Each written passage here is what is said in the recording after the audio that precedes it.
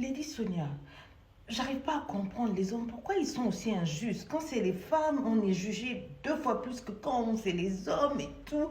En tout cas, je suis découragée, je suis brisée, moi je suis au bord de la dépression, je vois pas ce que j'ai fait de mal.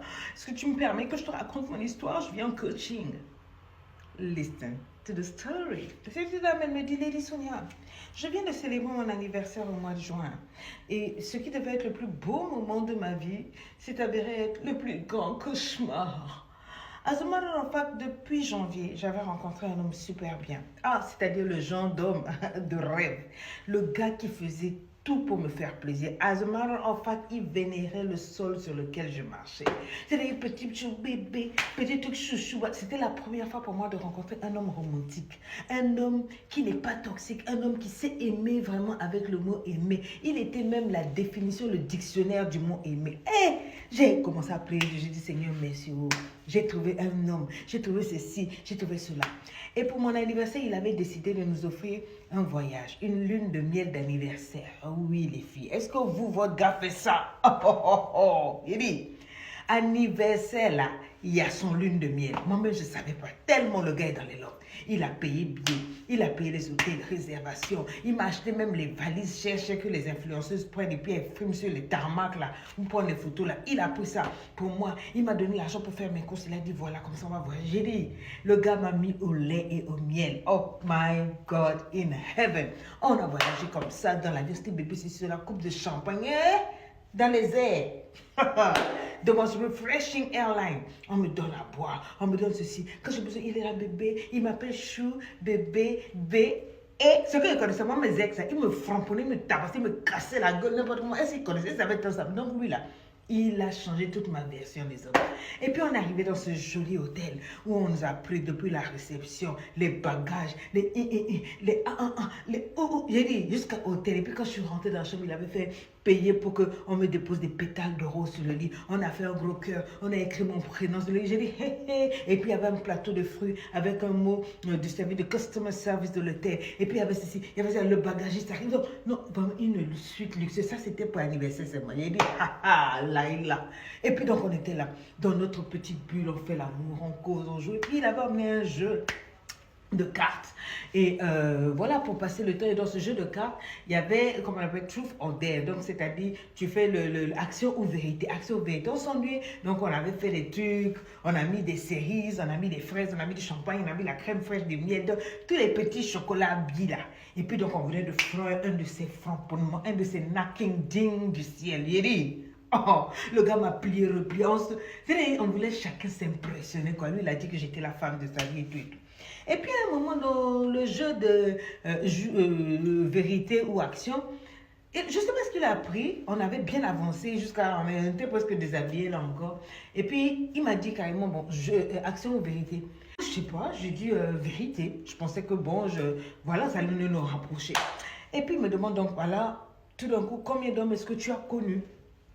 Et vraiment sans réfléchir dans ma tête, je me dis, bon, je vais lui donner un nombre, une moyenne de ce que j'ai été. Je crois que c'est beaucoup plus que ça, mais je vais lui donner le chiffre. Je lui ai dit, non, j'ai été avec 20 hommes. Sa mâchoire est tombée. Je dis, qu'est-ce qu'il y a dans ma tête? Je m'attendais à ce qu'ils disent, oh non, mais ça va, 20. Pour moi, en tout cas, dans ma tête, 20, c'était un chiffre petit, quoi, par rapport à ce que j'ai été. Et le gars m'a regardé, il m'a dit, non, tu t'amuses, tu blagues. J'ai dit, non, c'est vrai. J'étais avec 20 mecs et tout et tout. Le gars est resté calme. Il m'a regardé.